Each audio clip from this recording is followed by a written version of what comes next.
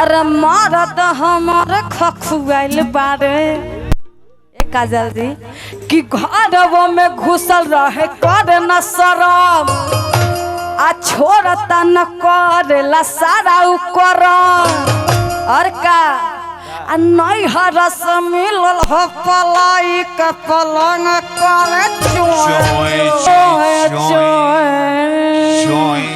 हमारा कैमरा वाले भैया के मुंह पर मुस्कान है, इन लोग के काहे ना मुस्कान आएगा।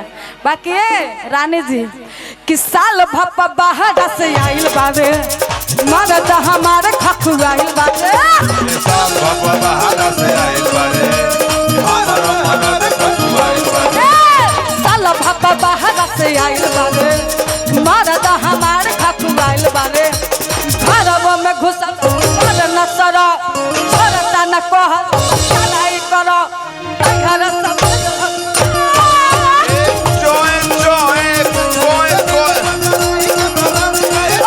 घर सब मिल है जुआ पलंग कर बाबूजी के दे एक बार अपना मोबाइल का फ्लैक्स जलाएंगे सब लोग जिनके जिनके पास मोबाइल है सब लोग जलाएंगे।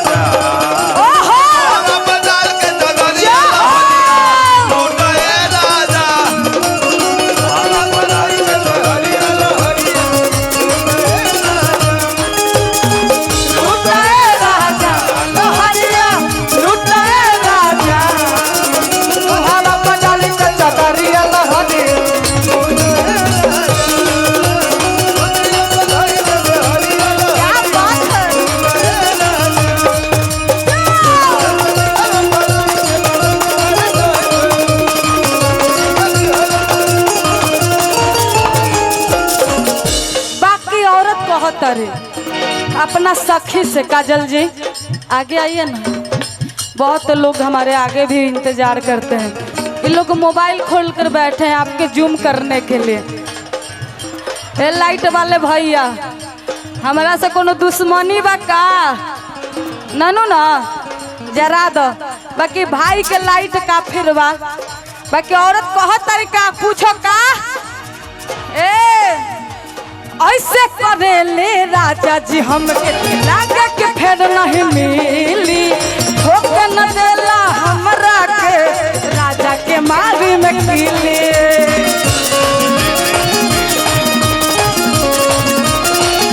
ऐसे करेले राजा जी हमके लागे के फेर नहीं मिली ठोके न देले हमरा के राजा के मारी में कीली।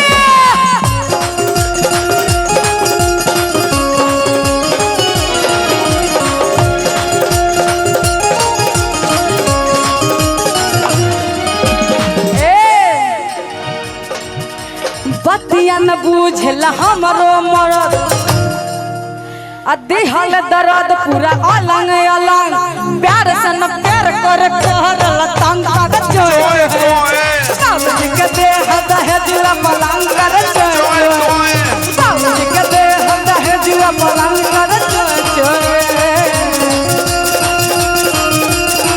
ए राजन भैया कितना दिन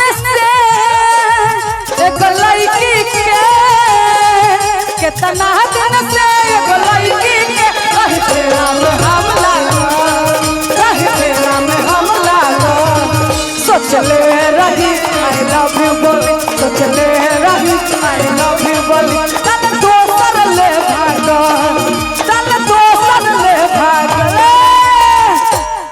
अब जुम कर ली है कि कितना दिन से एगो लड़की के कितना दिन से लड़की के रही फेरा में हम लागो रही फेरा में हम लागो मिलल है दहेजुआ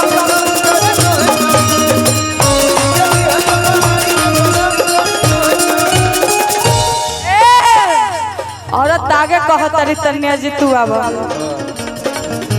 बड़ी सुंदर भाव में इतना तक ठीक बनू हाँ यहाँ औरत कैमरा वाले भैया के प्रॉब्लम इतने तक रही है सेंटर पर और कह तरीका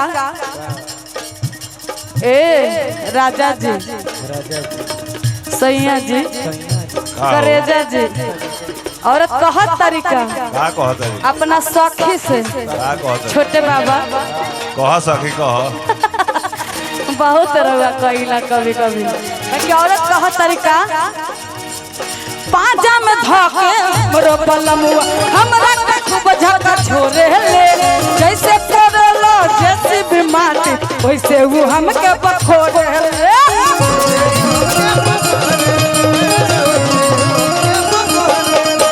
पाजा में धके हमरो पलमुआ हमरा के खूब झका छोरे ले जैसे करलो जैसे भी माटी वैसे वो हमके बखोरे ले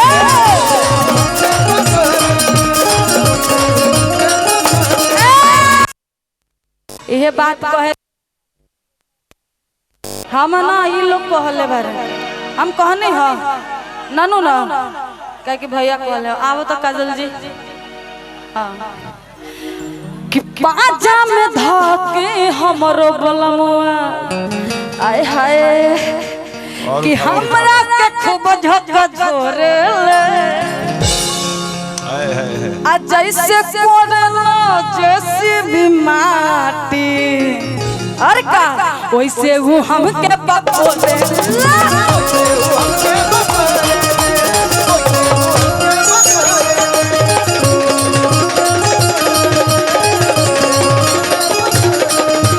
बाजा में धके हमरो बलमुआ हम के खूब झका छोरे ले जैसे कोरेला जैसे भी माटी वैसे वो हमके बखोरे ले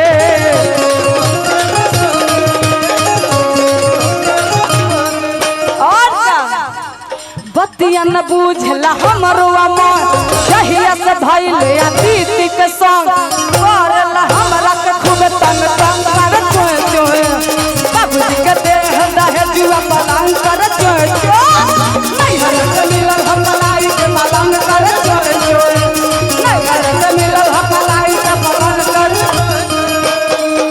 न लागे देह के सागर जिंदगी लागे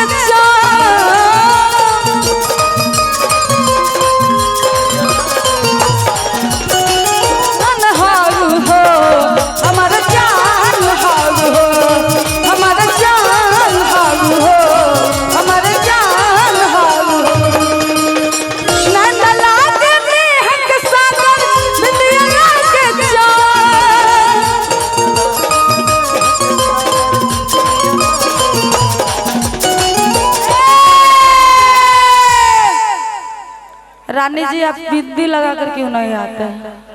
अब पता नहीं उगे कि नहीं उगे, बाकी उग गया है। रानी जी के सिंदूर लागल का हाँ। बाकी कहना है कि नहीं लागे महक सागर बिंदिया लागे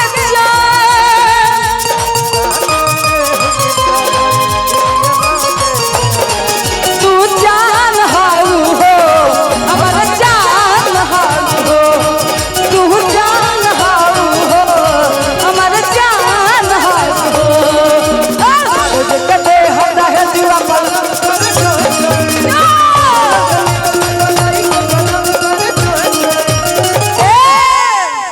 बाकी यही लाइन के रउआ यहाँ है कि ऐसे को देले राजा जी हमके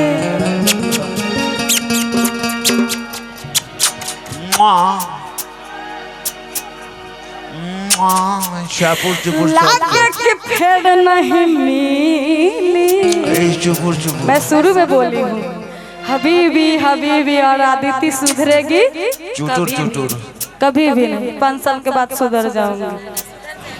हाँ 5 साल के बाद में मतलब सलीका वाले गाना गाएंगे हम।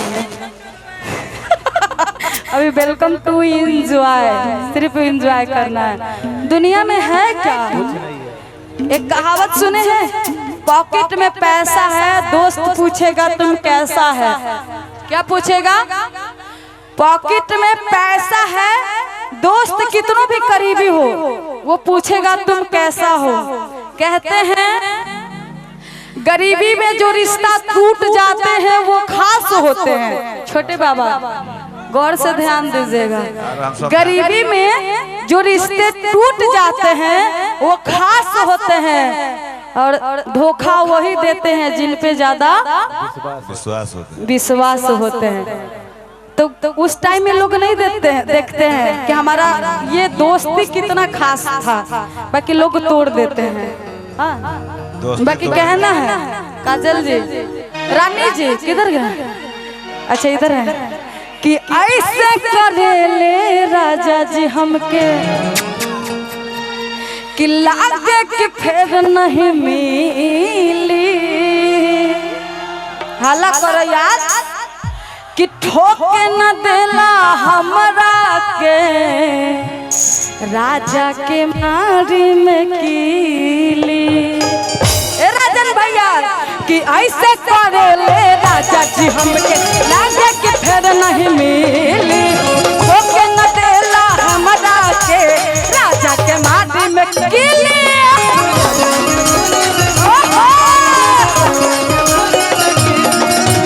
ऐसे करेले राजा जी हमके लागे कि फिर नहीं मिली। ठोके न देला हमरा के राजा के मारी में कीली।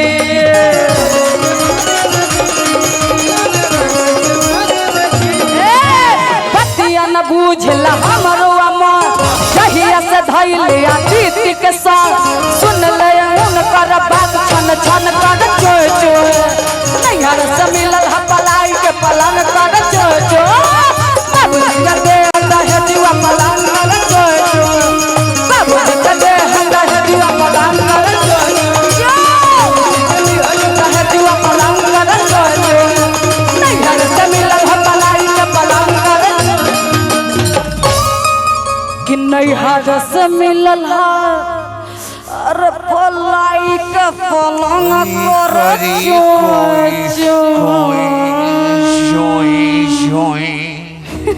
अगर अच्छा लगा तो ताली बजा देंगे। ये मस्ती वाली लाइन था। कोई अच्छा ना लगे। Thank you.